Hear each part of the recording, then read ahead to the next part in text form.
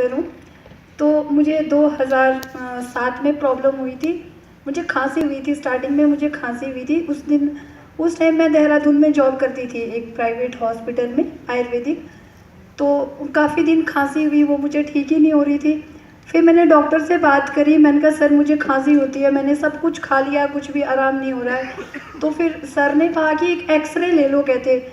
तो sir 2 minute ही हो गए। नहीं बिल्कुल आप कीजिए। तो उन्होंने कहा कि एक्सरे लिए तो मेरे जो चेस्ट लंग्स थे उसमें होल्स थे, 3 होल्स। तो उन्होंने कहा कि आपको ट्यूबरक्लोसिस हो गया कहते। तो मैं सोचूं ऐसे कैसे हो गया मुझे। फिर मुझे लगा काफ़ी टाइम से खांसी थी, हो सकता है हो गया हो। तो फिर उन्होंने डॉट्स लिख दिया बाहर से, सरकारी हॉस्पिटल से। डॉट्स से कहते बेटर कोई ट्रीटमेंट नहीं है आपके लिए। तो मैंने डॉट्स लिया, तो जैसे मैं लेती थी तो मुझे और ज़्यादा प्रॉब्लम हो जाती थी उससे। तो फिर मैंने फिर और दिखाया, मैंने सर को बोला आप स्पूटम एक बार लिख दो सर, या ESR लिख दो, फिर कंफर्म हो जाएगा कि मुझे सच में ये है। 3 मंथ हो गए थे मुझे वो मेडिसिन लेते हुए। ट्यूबरक्लोसिस बहुत हैवी मेडिसिन होती है। तो यहाँ पे बहुत सारे डॉक्टर्स बैठे होंगे, अगर कुछ मैं बोलूँ तो प्लीज़ मुझे माफ़ कर देना, क्योंकि मैं भी खुद एक डॉक्टर हूँ।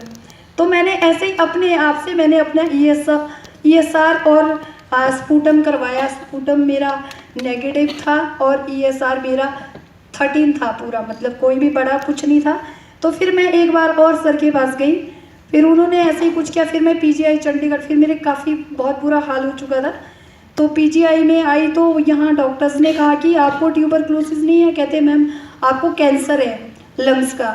तो मैंने कहा सर फिर क्या किया जाए। उन्होंने भी ट्रीटमेंट चलाया यहाँ से 2012 तक मैंने PGI से ट्रीटमेंट चलाया, कुछ भी नहीं हुआ वहाँ से। फिर उसके बाद एम्स गई मैं, फिर तो बहुत ही बुरा हाल था। एम्स गई तो एम्स में 28 दिन मैं एडमिट रही और 28 लाख रुपए उन्होंने, जब तो मुझे लेके गए फिर बोला कि कोई बात नहीं सर आप निश्चिंत हो जाओ, ये ठीक हो जाएंगे मैम, हम इनको ठीक कर देंगे।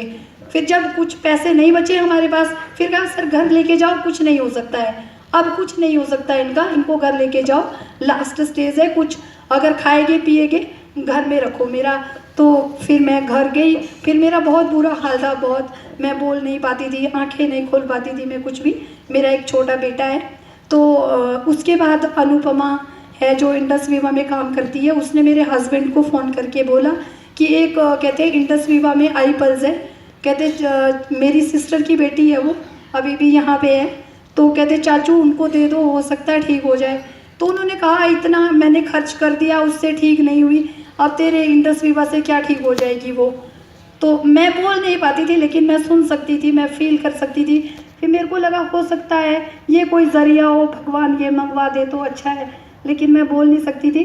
तो मेरा बेटा रोने लगा, कहते पापा अगर आपने इतना इलाज कराया एक बॉटल मंगवा दो, कहते आपको मेरी कसम है मम्मा को ठीक करते हैं।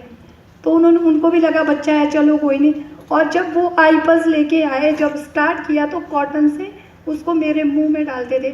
मेरा बेटा छोटा था उस टाइम, वो मुझे खुद, मेरे हस्बैंड जॉब करते हैं, लेकिन उनके ऊपर बहुत कर्ज हो चुका था, मतलब मैं क्या बताऊं कि इतना बुरा हाल था हमारा। और फिर वो मेरा बेटा स्कूल नहीं जाता था, 1 साल उसने ड्रॉप किया। और वो कॉटन से हर 5 मिनट के बाद 3 बूंदे मेरे इस पर डालता था। वो पता नहीं कितने दिन के बाद पेट में जाती होगी या क्या होता होगा, मुझे नहीं पता इस चीज़ का। जब 1 मंथ हो गया पूरा मुझे ये लेते हुए, फिर उसके बाद मैंने मूवमेंट करना शुरू कर दिया कि मतलब उठ सकती थी मैं, जैसे सहारा दे के मैं उठ सकती थी, आंखें खोली मैंने अपनी। और फिर लगा थोड़ा कि हाँ कहीं ज़िंदगी है मेरे अंदर। फिर उसके बाद 2 मंथ के बाद मैंने अंदर बाहर चलना खुद से शुरू कर दिया, सिर्फ आईपल्स, और मेरी कोई भी मेडिसिन नहीं थी, कुछ भी नहीं था, आईपल्स था। फिर उसके बाद जब मैं 2 महीने के बाद, वो सर ने कहा कि 30-30 ml लेना है, मेरे को सुनाई दिया 20-20 ml लेना है, तो मैं 20-20 ml लेती रही उसको। उसके बाद भी फिर मैंने 6 मंथ पूरा किया। 6 मंथ के बाद मैं सर से मिलने सोलन गई और मैंने इंडस वीवा ज्वाइन किया 50,000 से। उसके बाद से फिर मैंने उनके साथ में ट्रेड में घूमना शुरू कर दिया। घर से बोलते थे, अभी मैंने जॉब छोड़ दी अपनी, क्योंकि ये जॉब नहीं करूँगी मैं जिसमें हर तीसरे दिन पेशेंट आएगा, मुझे तो आराम नहीं हो, इस दवाई से कोई और दवाई लिख दो। ये मैं किसी को देती हूँ, हफ्ते में बोलते हैं भगवान तेरे को ऐसी लंबी उम्र दे, हमारा पेशेंट ठीक हो गया, ये हो गया, खाना खा लिया, वो हो गया। और आज मैं इंडस्ट्री डॉक्टर के साथ खड़ी हुई और बिल्कुल आपके सामने एकदम फिट हूँ। और मेरा हीमोग्लोबिन था उस टाइम 4.2 mg था और आज 11.10 mg है, 11.10। और वेट मेरा 25 किलो था और अभी मेरा 51 kg है। Thank you so